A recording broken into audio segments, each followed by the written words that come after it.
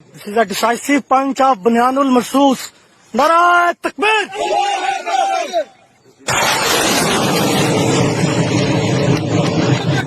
Allahu Akbar! اس موضوع کے دو حصے ہیں. پہلا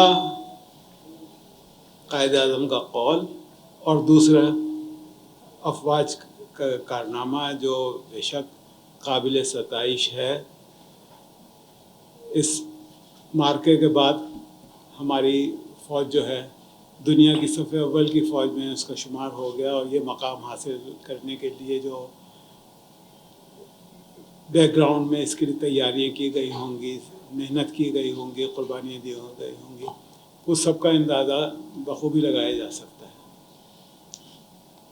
اور یہ مارکہ جو ہے اور یہ کارنامہ فوج کا یہ ایسا ہے کہ پوری قوم کا سر بلند کر دیا اس نے فخر سے.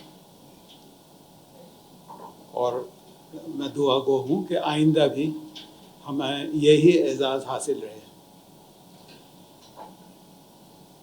اگر ہم پاکستان کے بننے کے بعد کی تاریخ کا مطالعہ کریں تو معاشی طور پر ہمارا زوال جو ہے وہ جاری ہے، اور جتنی ضرورت فوج کی ہے اتنی ہی ضرورت ایک مضبوط معیشت کی بھی ہے. آج کے دور میں جن ممالک کو سیکنڈ ورلڈ وار کے بعد میں یہ کہا گیا تھا کہ تم فوج نہ رکھو اور انہیں کمزور رکھنے کی کوشش کی تھی، وہی معیشت کی وجہ سے جرمنی اور جاپان دنیا کی طاقتور قومیں بن گئی ہیں. تو ہمیں اور پھر ان کو مجبور کیا گیا کہ آپ فوج رکھیں اور آپ اپنے ڈیفینس ایکسپینسز بڑھائیں.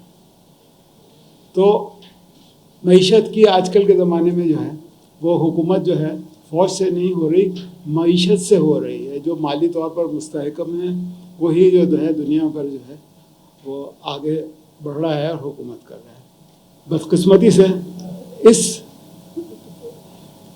فیلڈ میں ہم بہت پیچھے ہیں اور مستقل زوال پذیر ہیں. معیشت کی اہمیت کا اندازہ آپ اس سے لگائیے. ایک مثال دیتا ہوں کہ سوویت یونین جو ٹوٹا، سوویت یونین پر کسی نے حملہ نہیں کیا تھا، صرف افغانستان کی لڑائی میں معاشی طور پر وہ کمزور ہوتا گیا، یہاں تک کہ اتنا کمزور ہو گیا کہ وہ اپنے آپ کو سنبھال نہیں سکا اور ٹکڑے ٹکڑے ہو گیا. پاکستان کی معیشت مستقل زوال پذیر ہے.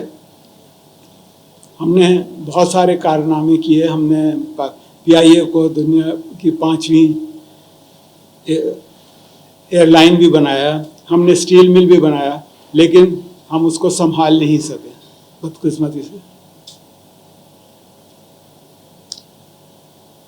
اب ضرورت اس بات کی ہے کہ فوجی برتری کے ساتھ ساتھ ہم معاشی برتری کے لیے بھی اقدامات کریں. ہمارے پاس اللہ نے ہمیں بہت وسائل سے نوازا ہے. بہترین قوم ہیں، مین پاور بھی ہے، ریسورسز بھی ہیں، چاروں موسم بھی ہوتے رہتے ہیں یہاں پر.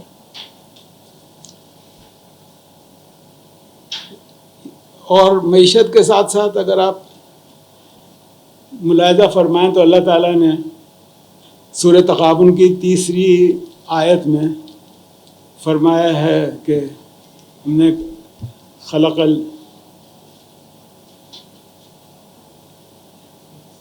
والسماء بالحق، کہ ہم نے کائنات کو، زمین و آسمان کو حق کے ساتھ پیدا کیا ہے. ہماری زندگی میں حقوق اللہ، حقوق العباد اور ہماری زندگی کا مقصد آخرت، یہ سب اسی کے گرد گھومتی ہے. بدقسمتی سے ہم دیکھتے ہیں کہ ہم نے جہاں حقوق سلب کیے وہاں ہمارا ملک 2 لخت ہو گیا. اور اس کے لیے حمود الرحمان کمیشن کی رپورٹ جو ہے وہ ہمارے پاس سارے معاملات جو ہیں ڈاکومنٹڈ ہوئے ہیں اس میں.